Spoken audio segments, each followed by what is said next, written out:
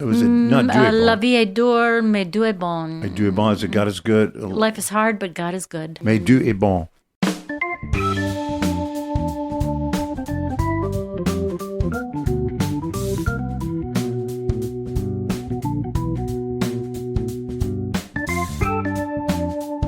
The Wilder Show podcast. Welcome. I'm Scott. That's Lauren. Hello there. Hey there, Lauren. It's time for a podcast. Let's go. You know what I feel like? I feel like a podcast. You feel like a podcast. I mean, I feel like I'm in the mood for a podcast. You're in I the feel mood- like okay. a podcast. Not I feel like a podcast. Yeah. But like I feel like a hamburger. You feel- It doesn't mean they feel like a hamburger. They would feel like to eat a having hamburger. yeah. I feel like a podcast. So Okay. in that vein. Does that make sense? Yeah. All right. Instagram, we're on it. Go find us. Also, email podcast@wildershow.com. Podcast@wildershow.com. The podcast drops every Tuesday and Friday at 6 a.m. Or before on Spotify, Apple Podcasts, iHeart, Amazon, YouTube, or wherever you get your podcasts. Like, rate, follow, subscribe, and share. Look at that. You got all that out What are you so saying well. We actually got an email to podcast late last week that we'll talk Detail? about a little bit. Okay. Yeah. Just I like it. a little more information follow on up. something All that right. we had talked about. Okay. Very good. So we will take your emails, and of course, if you want, recipes, if you want whatever strategies, recipes. What else do we have, Lauren? Well, we That's it right now. also offered something, and this is not what I said we'd talk about later, but we heard from another listener who heard us when we said a small but deeply disturbed following. Yes. Remember that? And he said we are like Altoids, small and curiously strong. Yay! Which I really appreciate. I love that. I love it when you take something that we said and make it better, which is better. not that hard to do, No. really. In fact, if you take this podcast, turn it right around to us, we'll put that out as our own every week. Listen, we have a couple of things to talk. One is serious, obviously. The earthquake in Myanmar and Thailand. We got to say a word about that. 7.7 magnitude earthquake. 2,000, I think, so far dead from the earthquake. And expectations are quite high. The number will be quite high. And so, thoughts and prayers and seriously thoughts and prayers and all that. I've been, there. Myanmar, you know the whole thing about Myanmar, right? We used to call it Burma. Right. On the globe that I have when I was a child, it's labeled Burma. Burma. Also, Bombay. Oh, Mumbai. Bombay Right? is Mumbai. Yeah. It's not Bombay. It's Mumbai. And Burma is not Burma. It's Myanmar. And what happened was the colonizing guys that came over there, they would talk to the local people and they would say, where is this? And they would say, Myanmar. And the way they said it, the M sort of came out as a B and it became as Bombay. Bombay, but it was Mumbai. And Myanmar, they would say Myanmar, and they would hear Burma. Anyway, so I've been there. I've been to Thailand, been to Bangkok. Right where that building that collapsed. You saw that, right? I did. I mean, crazy. And part of the problem in that part of the world is they don't have the same standards for safety. Building codes, things like that. I mean, you may have seen like the wiring, everybody stealing other people's wires, like a whole nest of wires going from one building to the next because people are, swapping, sharing, quote, sharing, stealing electricity from each other. There's no regulation, nothing. I mean, in some places, not in all places, but in where the damage is so great, and of course that could also result in loss of life being greater because if a building falls on you, there's a good chance you won't make it. If you're one of the people in the building, it's over, right? So we give you that as just as an update. The earthquake in Myanmar and Thailand, and by the way, the trip to Thailand. Didn't really like Bangkok that much. There are a lot of weird kind of seedy things about certain parts of Bangkok. But there was a place called Mae Sot, Thailand. And Mae Sot, it's Maesot, I think. And in Mae Sot, Thailand, it's a very small place, a very short runway in a very small airfield. And if you miss your plane leaving there on Wednesday, the one plane leaving there on Wednesday, you will not have a chance to leave again until Sunday. Wow. So it's a very, very, very small place. But one of the most remarkable times I ever had overseas was in Thailand. First of all, I loved the food. I mean, Thai food in Thailand. I mean, forget about it. It's unbelievable. The people are just tremendous. We were right on the Thai-Burma border. There's a river right there. And the Karen people is Karin, I think. The Karen people. It's one of my favorite stories you ever told. And it might have been one of your very first. It was one of your early first trips. Was it the first trip? Yeah. Vietnam and Thailand was 1997.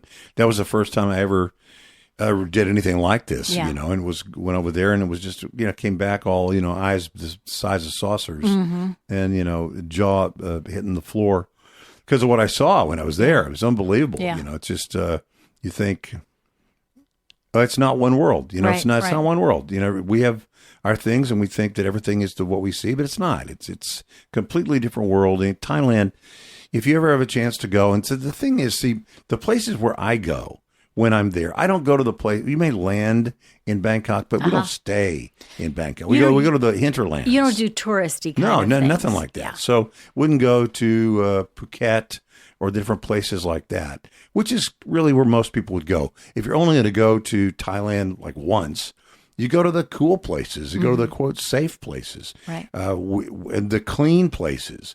And the places that I went they were not clean. They were not pretty. They were not safe.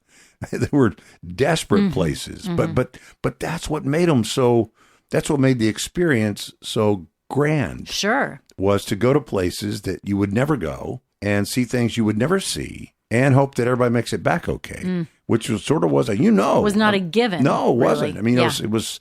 So anyway, I know I've gone way down the road here on my travel log. My travel log for.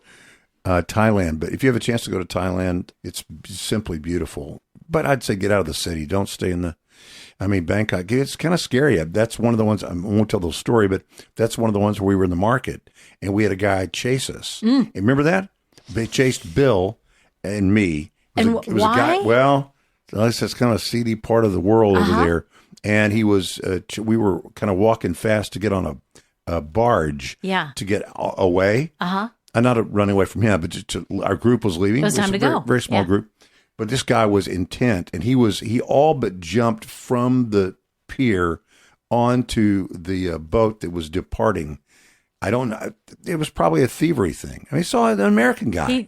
Saw a white guy or a guy with blue eyes and at that time blonde hair, and they figured, hey, sucker, and they were coming after you. So anyway, there are places you don't want to go in other countries, and I'm generally, as you know, nervous when anybody that I know goes overseas because I think it's easy. First of all, it's very easy to be spotted as an American.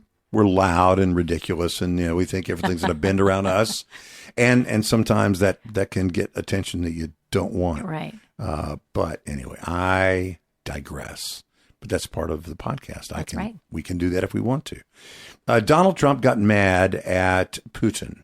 For all the people who say, Donald Trump doesn't say anything bad about Putin. Well, he did. I'm not going to use the exact words that he used over the weekend, but he's upset that Vladimir Putin said that he didn't want to have peace talks with Zelensky. He said Zelensky's not the legitimate leader there, and I'm not going to have talks with him. And Trump said, hey, that really blanks me off, and I'm mad. And guess what? Now Vladimir Putin says, hey, we're good. We'll be able to do it. So it's one of those things that is the sort of the modus operandi. Yeah. That the president just does this, and President Trump, does this, and then sometimes people bend back around. So anyway, he did it, whether it was bluster and blow or whether he really meant it, I don't know. But hopefully it will result in peace. I thought that was just for those keeping track. That he doesn't say anything bad about, Putin. The Rangers had a really good weekend. They did. Right? They had a great, not a great home opener necessarily, but the home stand, the opening home stand 3-1. went very well for them. Did you see that there was some other baseball news over the weekend? I'd never heard of a torpedo bat. Yeah, I had not either, and it looks like a torpedo. It's got the end of the bat, the part, not the part you hold, but the other end.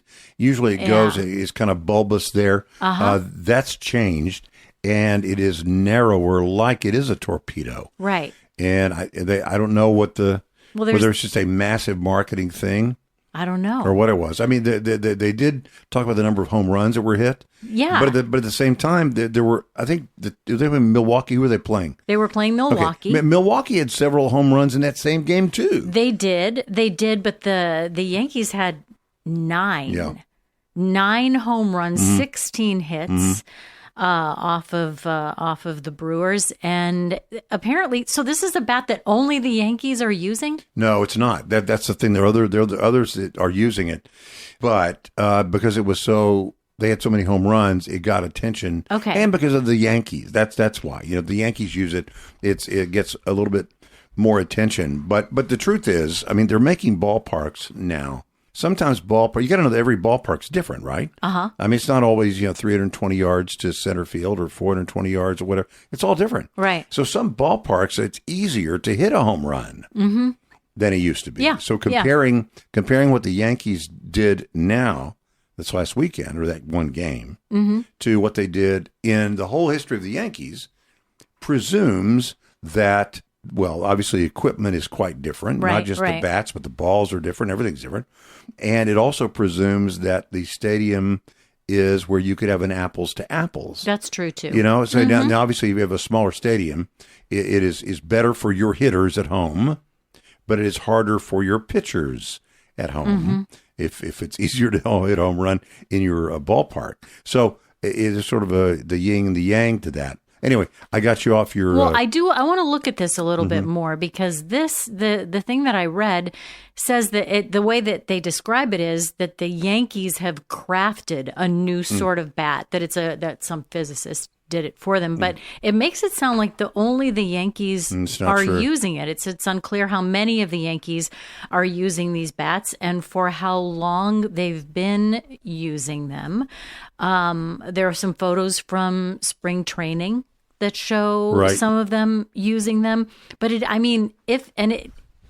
look at it, it's different right away. Yeah. You can't miss it. It's a different looking bat. Here are the clubs that are using the bats. Okay. Baltimore Orioles. Okay. Chicago Cubs, Minnesota Twins, New York Mets, New York Yankees. It's not every player on the team. Right. No, that's true. It mentioned only 2 of the Yankees that necessarily even used them on Saturday. Yeah, Goldschmidt, I think, and Bellinger, I know, Chisholm, I think also. Chisholm and Volpe? Volpe, yeah. On Volpe, Saturday, yeah. And Wells also used it. And then Tampa Bay also used Toronto Blue Jays. David Schneider used it. So a lot of other people are using it, but because it's the Yankees, number one, and because the Yankees had all those home runs in that game, I think that's one of the reasons why it became such a... But, even Jesus hates the Yankees. That is not technically verified. We're pretty sure, though, right? It's presumed. Yeah. Sometimes you can tell. Don't count out a third term for Donald Trump. Now, don't freak out. And don't freak out and don't get too excited, you people in both of your corners of the ideological universe. Let me speak first to those who would hate for this to happen. It's not going to happen, okay? So I'm just telling you right now, it's not going to happen. Okay. Trump is not going to have a third term. It's not going to happen. Right now, the left is sort of using this as a, hey, man, you don't know, this guy's crazy. He's wild. He's going to do something crazy. Yeah. And he's even looking at changing the Constitution to be, okay, I would say tap the brakes, little people on the left, because if things get really good, even temporarily good, or if you tell people this is even a possibility and things can be bent around to look good, people might be for it. And you don't want them to be for it. It's not going to happen, but I'm just saying it may backfire on you. You think it's a threat, but a threat to one side is a promise to the other. Yeah, that's true. So I do remember this. You lost the election. And why would you Why would you pump up and give the, hey, you know what, you guys that beat us, you could beat us again with the same guy.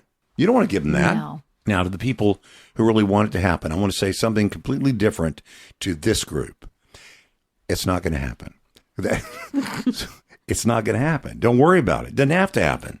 We need on both sides to build a strong base politically and grow it from there. I was watching the news shows over the weekend. And by the way, it's hard to fit in the news shows when you have so much basketball and so much baseball, so much sport. Which your kids used to say about their homework. It's really hard for me to get my homework done when there's so much, so many great games. That's right. On. Yeah, that's good. So, but I was watching it, and it was. I'm not going to do the whole diatribe again of Democrats don't get it, because there was a young Democrat female, and she had written a book, and she was talking about the ways to get the Democrat Party back in line. And she was talking about how even, during, I think this is her quote, as Democrats, we look for the shiny thing at the top to fix everything. The shiny thing at the top. Yeah. If we just have this right leader right here, it's all going to trickle down. She said Republicans did it exactly the opposite. Even during Barack Obama's time as president, they lost they lost over 1,000 local district seats. That was very grassroots. The Republicans found a way to go in and build it from there.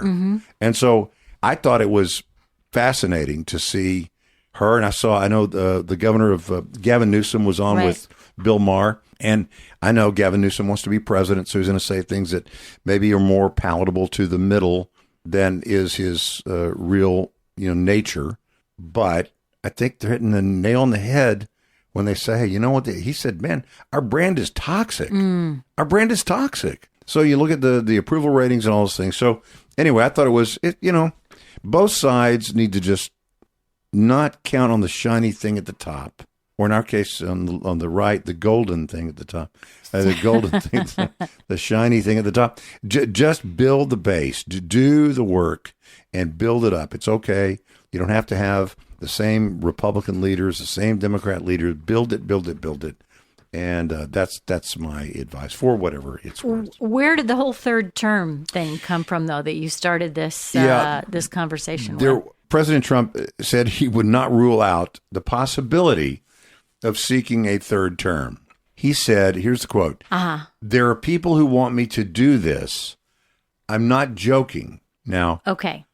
Is he not joking about running for a third time, or is he saying he's not joking that there are people who want him to do that? But what makes the headline, there was something else, maybe you can remember what it was recently. I do. But Trump would say, I'm not joking. A lot of people want me to do this. I'm not joking. Yeah. That doesn't mean I'm not joking about doing it. It might mean I'm not joking. Isn't that crazy? There are people who really want me to do this. Isn't it so exhausting to have to parse everything like that? I know what you're and I don't want to cut you off there if you want to finish that. Yeah, let me just real quickly. Yeah. Seriously, real quickly, because what happens is it's exhausting, but it's not. This is the hard part. We're not parsing the words of the president. No, I know. We're having to look at the news to see how they are misrepresenting what he said. What was the other thing? We were talking about tariffs, I think, and I had seen a scroll along on the news channel about how it said the president said he doesn't care if cars cost 25% more or something like that. Right. But that was the whole the big part of it was president doesn't care. Yeah. Sort of like, doesn't matter if you're going to have to spend a lot more money on a car. The president doesn't care about it. Well, that would be horrible, wouldn't it, if that really were the case? Yeah. But the full story on that is the full quote. Can I put a pin in that? Come back to that? Yes. We were on the radio to make a point one time. I said something. And I'm going to say what it was. Okay. There was a story about passing out free condoms in junior highs and maybe even elementary schools. I can't recall. But it was free condoms to students. And the thinking was kids are going to have sex no matter what we tell them. You tell them all day about abstinence and all this stuff, but they're going to have sex. The question is, are they going to have as safe sex as possible? And if you really care about them, you won't withhold condoms from them. You will give them condoms so that they can be protected from the full impact of having sex. And I said, I think what I would like to propose is to pass out free and without parental permission or knowledge.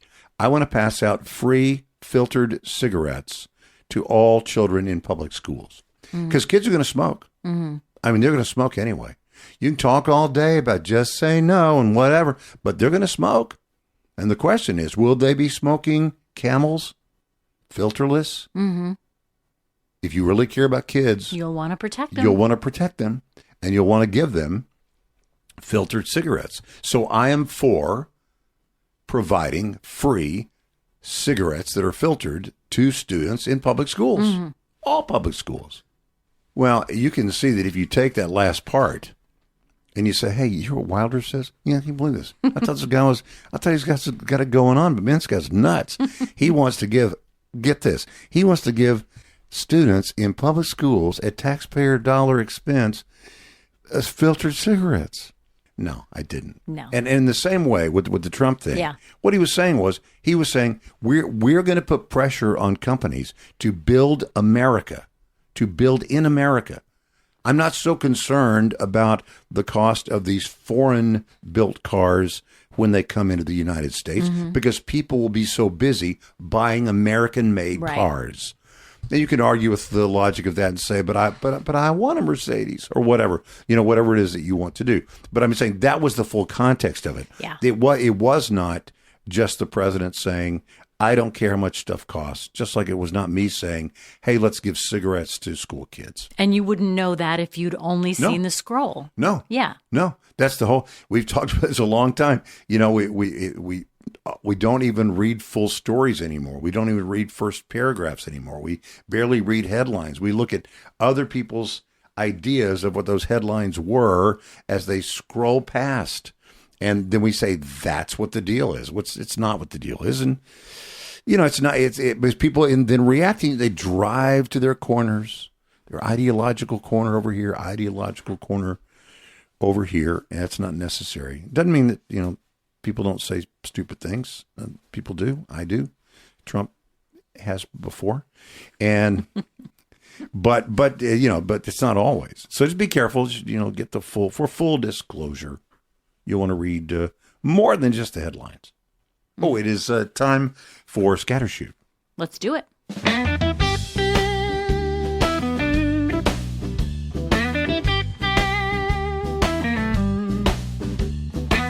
Wilder Show, Scattershoot. So many things, Lauren, so many things. So many things, so little time. That's right. So much room for activities. Isn't that what they said?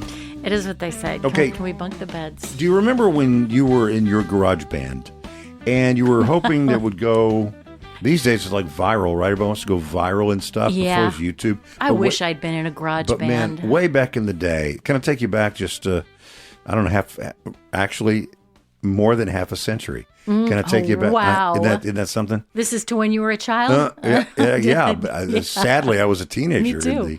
But garage band.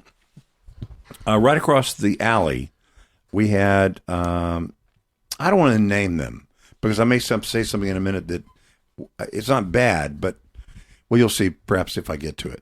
But it's people across the alley and had a daughter and I think had a daughter and then boys, two boys, girl, two boys. The girl was our babysitter for a while and she was a knockout. I mean, really, I knew as a 8-year-old, I was like, she's got it going on and I could tell. And so she's our babysitter. But her younger brother had a garage band, and they were directly across the alley from us as we were growing up. And they'd have to come over, and they'd have the drums set up out there and play their stuff. And there really was a garage band. And so I bring that up because today is the anniversary. Not everything that starts in a garage is successful. In fact, probably more than half the bands or anything else that started in a garage were not successful. You reminded me of something. Years and years and years ago, we had neighbors. They still live there. I mean, decades. And the guy had a band, had a garage band. And we used to say, and I'm fairly certain he's not going to listen to this, but we used to say, if your neighbor's garage band is playing in the garage on Friday and Saturday night, chances are they're not really. Yeah. They're not reaching the heights of greatness that they might, to which they aspire. All right, now since we're digressing, I'm going to do a little more. In that same garage where the garage band, the dad of that family loaded his own shotgun shells. So he had a little thing, a little press thing that you load your own shotgun shells. He's a hunter and all kind. They're from Arkansas, so who knows what's going on up there. My mom's from Arkansas, so I can say it if I want to. But just one side story: the daughter that was a knockout. She was probably when she was in high school. There was a peeping Tom that was in the neighborhood and was looking in her window. No. And her dad found out. Now, let me pause and just remind you, this is a guy that loads his own shotgun shells. They in picked the wrong his garage. house. This guy is the bomb. Well, he doesn't always put lead in the shotgun shells. Sometimes he put in rock salt. He did walk around the corner that late night and see, this is why I didn't say their name, and see that cat looking in the window of his daughter. Man. And lowered those barrels and put some rock salt in that guy's behind. Oh, my goodness. As he was running away. Now, I don't advocate doing something like that. It was a wild acre time. It was a different time. It was a totally different time. But anyway, so these are the folks I'm talking about. Yeah. Great family. Great family. Still great family. Know one of the sons, even to this day. Not everything that starts in a garage is successful. However, today is the anniversary of something that is probably the single most successful thing that ever began in a garage in Cupertino, California. It was on this day in 1976 that Apple Computer was founded. So 49 years. 49 years. And that's something. Wow. So the Steves did good. I wonder what they're planning for next year. Yeah. I don't know. A 50th anniversary. That's a pretty big deal. Huge deal. The whole year, it seems like, would be a celebration. So. Yeah, 1976. Although they have all our money. Yeah, they have all of our allegiance. Right. What more could they want for their 50th anniversary? What more do you want from me? Isn't that crazy? It is. Hey, Jennifer sent us an email also because she noticed something that we said last time on the podcast. Let me give the address, podcast at wildershow.com. And Jennifer heard us talk about the telefax simile machine on Friday's podcast. And I think we kind of talked about it as though those had gone the way of the dinosaur. Remember when we all used to fax kids? She works in the medical industry, and she said that fax machines are still widely used in the world of medicine, at least in the world of hospitals and physicians' offices. So thank you for pointing out that we're not 100% accurate on that, which we don't expect that we're necessarily ever 100% accurate. 100. We're going for you. We're shooting for like 30% accurate. No, it wasn't. We didn't say don't do it. We simply didn't mention that they do. I'll give you another example. Do you know that the CB radio is still used? Oh yeah, a lot of people, not just in trucks, because it's harder to hack or something. It's more old school. Like when the grid and everything else goes down, you're still able to do this over the CB airwaves. Oh yeah. Anyway, sure. But thanks, Jennifer. Thank you, and Jennifer. Again, it's podcast at wildershow.com. If you have anything you would like to add to any of the stories we tell, or if you have some corrections, we'll take those too. We welcome corrections. We really do. We love the contact. We do. In fact, sometimes we do things wrong just to get to hear from you. We are that kid. I am that kid. We like a lot of attention. Need a Need lot of attention. Do you know what boomer asking is? Boomer asking. Boomer First of asking? all, yeah, let me tell you, I'm very happy to tell you right away. It has nothing to do with being boomers. So it has nothing to do with our age. I was going to ask that. No, has nothing to do with it at all. But I bet you might not know what it is, but I bet you know someone who's done it. And I hope you've never been someone who's done it. It's a bad social habit. Tell me. Have you ever had somebody ask you a question about, they might ask you like, for instance, how was your weekend? And you say, oh, it was good. I played a little golf. And they say, let me tell you about my weekend. I went skydiving that's called or whatever. boomer asking? Or it's boomer asking. So I flew to Capri or so something like that. So they are just asking. They don't really care. They're asking so that they can then tell you what they want to tell you. Exactly. Yeah. Exactly. By the way, yes, I've had people do that, and I think I've even said to you before that somebody asked me so I had to ask them so they could then tell me the thing they really wanted. They didn't want to hear what I had to say. No. And How are you today? I'm fine. How are you today? Well, and then you go this long story of how they really are. It's like, I didn't know we were telling the truth. If you want to know how I really am, have a seat. Sit down. You got some time. Have a seat, bro. I got some stuff to share. It's broken up. Boomer asking is broken, and this is actually one of these things. Boomer asking is broken up into 3 subtypes. There's ask bragging, where you ask. Okay. Yeah, you know exactly where I'm going here. Ask complaining, and ask sharing. Okay, the complaining, I've called it something. I call it complain brag. Okay. Let's say somebody says, "Well, we just signed on a new client, and I got to tell you something. It's eating my lunch, and I'm chewing as fast as I can." Or maybe they're paying us a lot of money, but man, it is a lot of work. It's a lot of work. Or saying this, you know what? We got a pool, a swimming pool that we had put in. I got to tell you, man. That is a monster to feed. It's like, okay. So you're bragging about your pool, or you got a new car.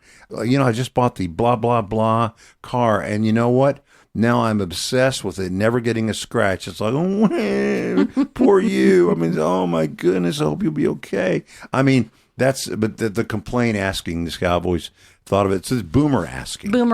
And it's like, in the initial question, it seems well-intentioned. They really want to know about your weekend, or they want to know how work is going, or they want to know how you like your new car.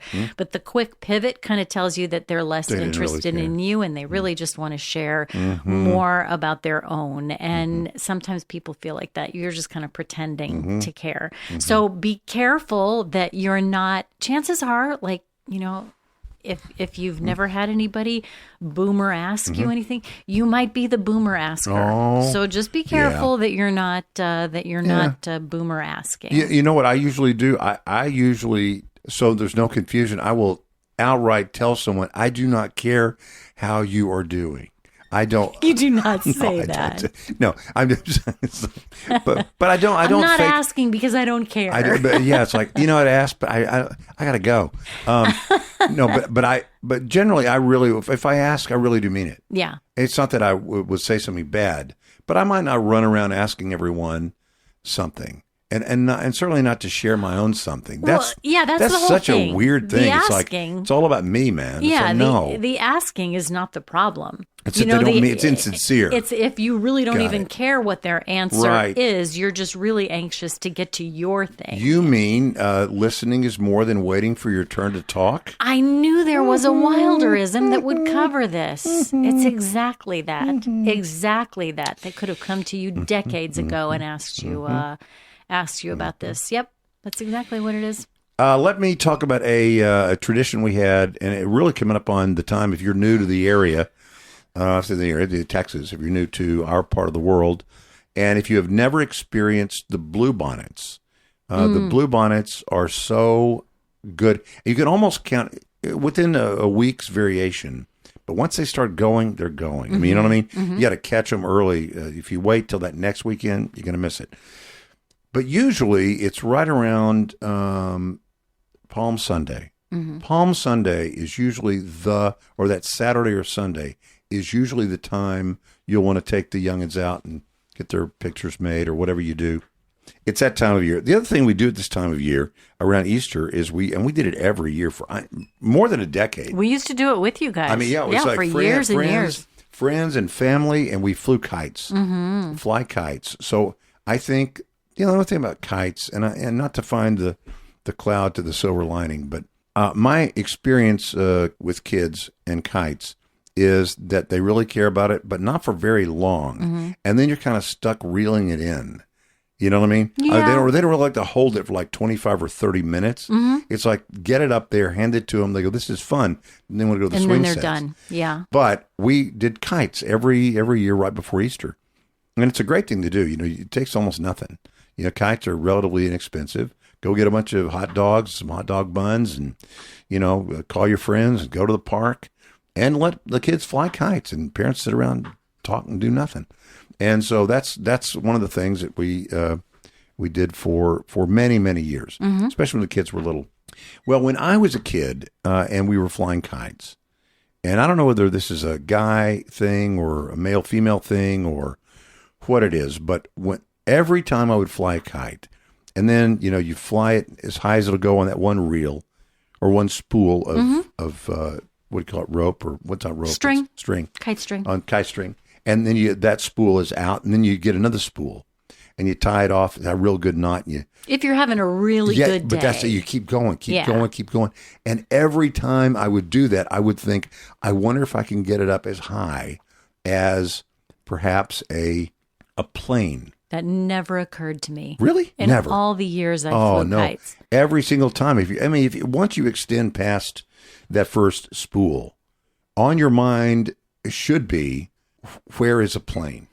and how close to a plane can I get this? Now, you can't. Yeah. You're not going to get 10,000 feet. That's a lot of spools. Did you get past one spool a lot? Oh, well, if you have the time. And I had no friends. I was all by myself. And I had nobody to spend my money on. It just so became I bought a much sadder story than I bought cases of spools and backup kites. They're all by myself and some Yoo-hoo. And so, tie one spool off, and then the next one, and the next one. I think the most we ever got was maybe 4 or 5 spools. Really? Oh, yeah. I mean, hundreds and hundreds of feet up in the air. Anyway, I bring it up because this happened in D.C. over the weekend, across the Potomac on the National Mall. It's a National Cherry Blossom Festival. The organizers had their Blossom Kite Festival to celebrate cherry blossom season, which it is right now. Beautiful. And a United Airlines plane encountered a kite. I'm so jealous that somebody got that done, and nobody was hurt, didn't hurt anybody. Yeah. And I am told, I'm not kidding around, they returned the kite to the owner and no charges were filed. But they had gotten the kite so high up, and the wind was just so. Who returned the kite to the owner? Where did it? I have it in the stride, and I didn't write that part down, but they did get the kite back to the original owner. Wow! So like something wrapped around and then it was, but all the people deplaned fine. Everybody was safe. Everybody was fine. Nothing, somehow, like maybe in the landing gear or something, right? Oh my! So it got.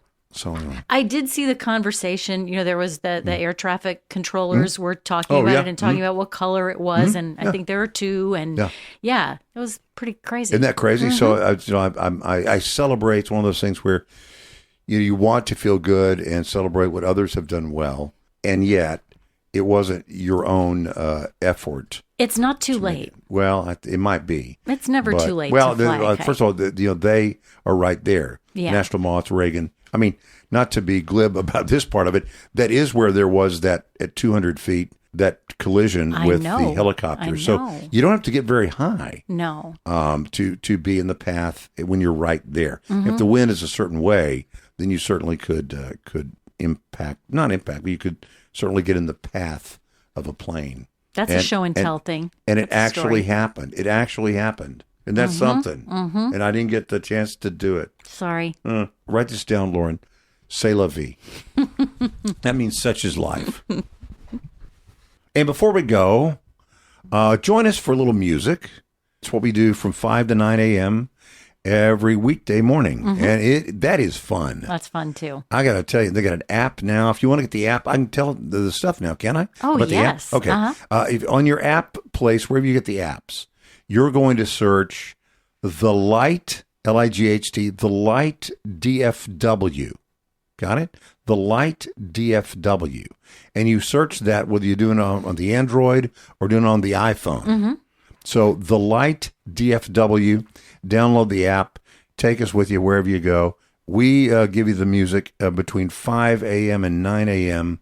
weekday mornings, and it's an awful lot of fun. You're going to love the radio station. It's just fun.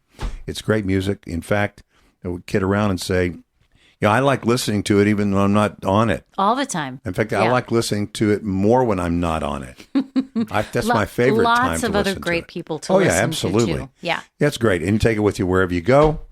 Of course, it's on your phone. What I really love now that we have the app, listening before, this was not the case. Right. But now with the app, if you're listening on the speaker on your phone, or if you're listening on your AirPods and you get a call, or if you have to send a text with Siri or something like that, as soon as you're finished, radio comes right back on. It comes right back on. You don't have to go find it and launch the app again or anything like that. No, it's right there. Just picks up, right where they are. Yep. And speaking of the other folks, the smart speakers, Alexa, you can do it on Alexa. Look, it's everywhere. You cannot get away. You will be assimilated. Please. So we'd love to have you. Yeah, we're excited about it. So hope you'll check us out 5 to 9 a.m. weekday mornings and get the app and then join us every single weekday morning. Okay, that is the podcast, our little part of the pod world. Find us on the interwebs at wildershow.com. Instagram, if you want to find it. It's a small but sick and demented following. What did they say earlier? We said it was a small, deeply disturbed following. But what was the correction to that? That it was not deeply disturbed, it was... Well, he said they're like Altoids. Small... Wait, I got to find it again. Curiously strong. Yes, let me say that. Small, but curiously strong. That's right. That's right. Our audience is small but growing and curiously strong, just like the Altoids. Podcast at wildershow.com is how you send us email, and we are so needy. We need your attention. No, we're happy to read, and we respond to your emails, too. We do. When you send us email. Podcast at wildershow.com. And the Wilder Show podcast drops Tuesdays and Fridays, 6 a.m. Central Time, Spotify, Apple Podcasts, wherever you get your podcasts, including YouTube. Like, rate, follow, subscribe, and share. And that is important because when you do that, it moves us up in the feed, whatever that means. Well, it helps other people find it. That's right. Yeah. That's what I mean. It helps other people find the Wilder Show podcast. So please, and not for our ego, we don't care, but like, rate, follow, subscribe, and share. We're needy, but we have no ego. We have no ego, but we are very needy. So we just need to spend time with you. So thank you. We get you with the talk. We get you with the music. So covering all the bases. Yeah, all the bases, all the things. All right, that is it for this time, and we will see you again.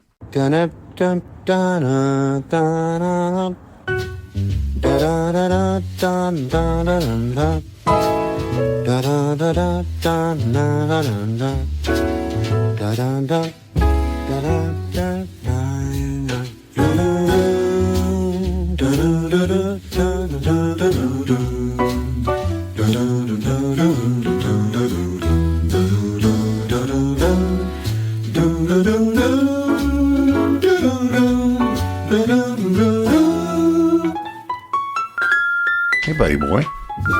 You good? Mm-hmm. Okay. Oh, you know what? Mm-hmm. I need my iPad. I got a dog on my feet. Would you mind? Nope. It's got all my things. My fault. It's right here charging.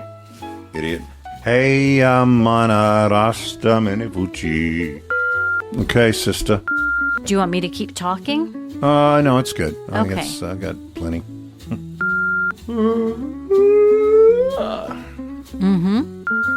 Even Jesus hates the Yankees. By the way, that is not technically verified. We're pretty sure, though, It's right? It's presumed. Yeah. Sometimes you can tell.